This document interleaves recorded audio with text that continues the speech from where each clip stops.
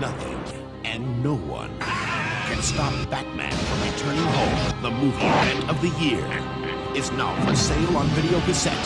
So bring home the Bat. What do you want? The Cat. Yeah. And the Penguin.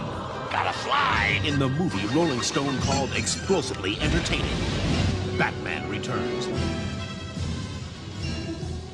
Hello everybody and welcome to my channel. There are a lot of movies that people tend to forget are Christmas movies.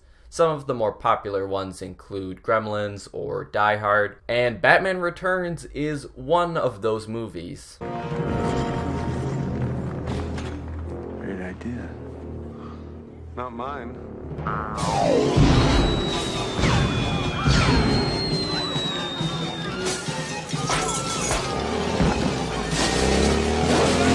Batman Returns is a sequel to the 1989 Tim Burton Batman movie. It also happens to be my favorite Batman movie and one of my favorite Christmas movies. And it might just possibly be my favorite Tim Burton film. So as you can tell, this movie has quite a lot going for it. A lot of people like to say that The Dark Knight is like the definitive Batman movie, and don't get me wrong, I really love that movie too. But there's a big difference between Tim Burton Batman movies and Christopher Nolan's films. Christopher Nolan's films are a lot more grounded in realism, like you could believe that they'd actually happen, while the Tim Burton one is without a doubt grounded in fantasy, and I think I kind of like that more when it's applied to Batman. The movie starts with the origin of the Penguin, who was born as a deformed baby who was thrown down a river into the sewers. We cut to modern day where the Penguin abducts a wealthy, successful businessman by the name of Max Schreck. The Penguin blackmails Schreck, forcing him to give him a positive image and help him run for mayor of Gotham. While all of this is happening, a secretary by the name of Selina Kyle is pushed out a window and becomes the Catwoman. She falls in love with Bruce Wayne, unaware that he is really Batman, and thus chaos ensues in Gotham.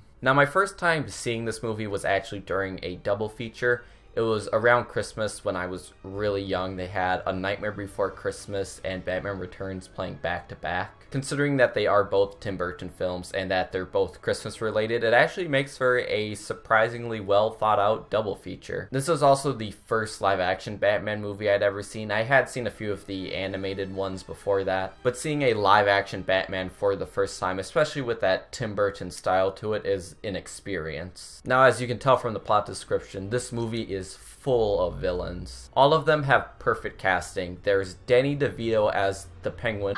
Could be worse. My nose could be gushing blood.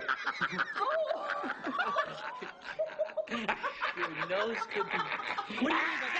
And then Michelle Pfeiffer as Catwoman is also spot on perfect. And then there's Max Schreck, who you're probably less familiar with because he's not a comic book character, but he is portrayed by none other than Christopher Walken. The ice is gonna break! He does a great job of being this like sleazy, wealthy businessman who's also a coward and a terrible person. I think one of my favorite moments of his is when a bunch of circus freaks are trying to kidnap him, and then his son saves him while Max Schreck just runs away like a coward. And also, of course, his name is Schreck, so insert your Shrek jokes here. I don't know why he never became like a big character in the comics or was even integrated into the comics at all. Because there's characters like Harley Quinn, and her first appearance was on the animated series, and since then she's become like a big comic book character. But then you have a great villain like this who was only in this movie and then never used again. I think the best way to describe this movie is it's a big monster mash.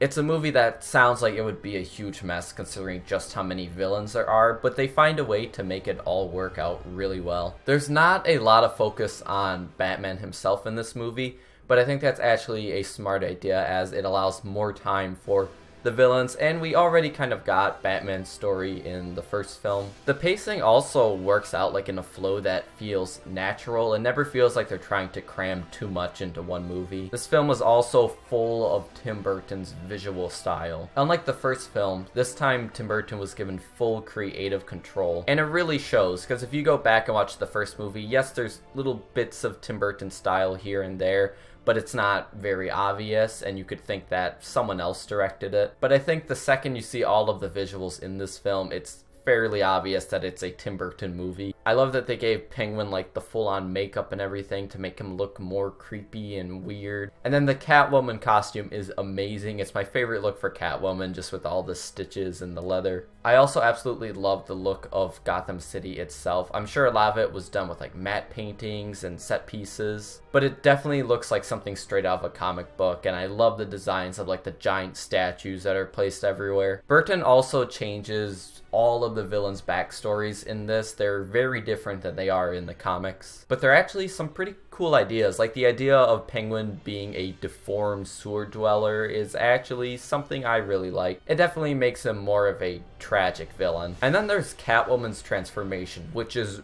really weird and completely insane. Basically, she gets pushed out a window by Christopher Walken, and she gets surrounded by a bunch of cats, wakes up thinking that she is kind of a cat, and then she even has cat-like powers. It's really weird, but it's so like twisted and insane that I kind of love it. And they've actually like recreated that origin story a couple of times. They reused it with the terrible Halle Berry movie, and I think they referenced it in the TV show Gotham. This kind of brings up the question of, should we stick to the source material, or should we let a director go completely crazy with their own vision? A good example of this is with the Hellboy movies.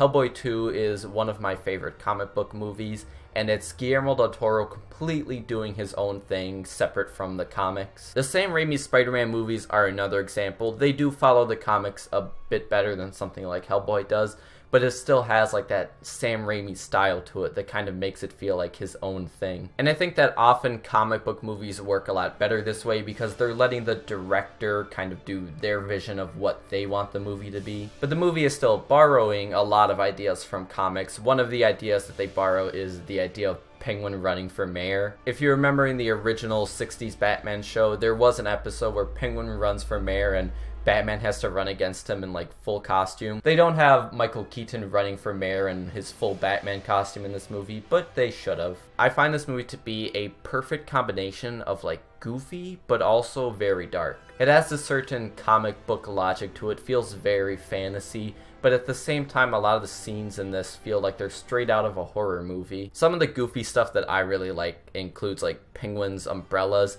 He always has these different umbrellas that do different things, and I think the one I like best is his flying umbrella with a little like thing he can step on so he can fly away. I also really love the Batmobile in this. It's possibly my favorite Batmobile, though I do really like the Tumbler in the Christopher Nolan movies. But this Batmobile is very classic. It feels just like something out of the comic book. It's got all of these different gimmicks and buttons and knobs, which are really fun. I really wish that movies still had like buttons and knobs on their cars. I mean, now they have all this like touch screens or their like hologram stuff. That stuff is dumb. I want buttons and knobs back. Danny Elfman's score in this movie is also fantastic. I love it. And it's just kind of sad to see like how much better he used to be compared to today. Like I just watched Justice League a while ago, which is a really dumb, campy movie that I kind of liked. But all of the music in that just feels kind of like background music. Like it could be anyone's score and I wouldn't care. Compared to a movie like this, it's like they don't want the audience to hear it. Like they're ashamed of it. And I also just wanted to point out that there is a scene where Batman unmasks himself and reveals himself as Bruce Wayne, and he literally just rips the rubber mask off his face. It's not like it's a headpiece that he like takes off because they couldn't work their way around it, so he literally has to just rip his mask off.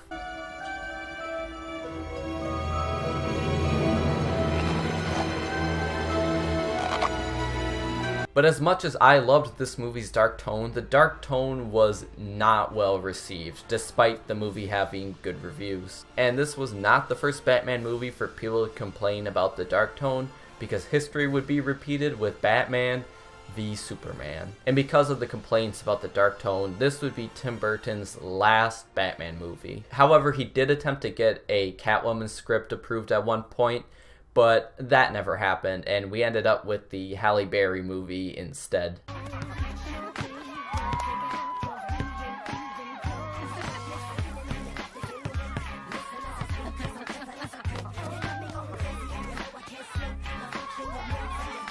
But I actually am alright with Batman Returns being Tim Burton's last Batman movie because I think it's really a hard movie to top. And while it would have been cool to see a third Batman movie from Burton, I'm just glad that these movies happened. I would highly recommend Batman Returns to any fan of comic book films, which in this day and age is pretty much everybody. This movie is a lot of fun and I've watched it a lot of times and never gotten tired of it. Thank you for watching and have a Merry Christmas.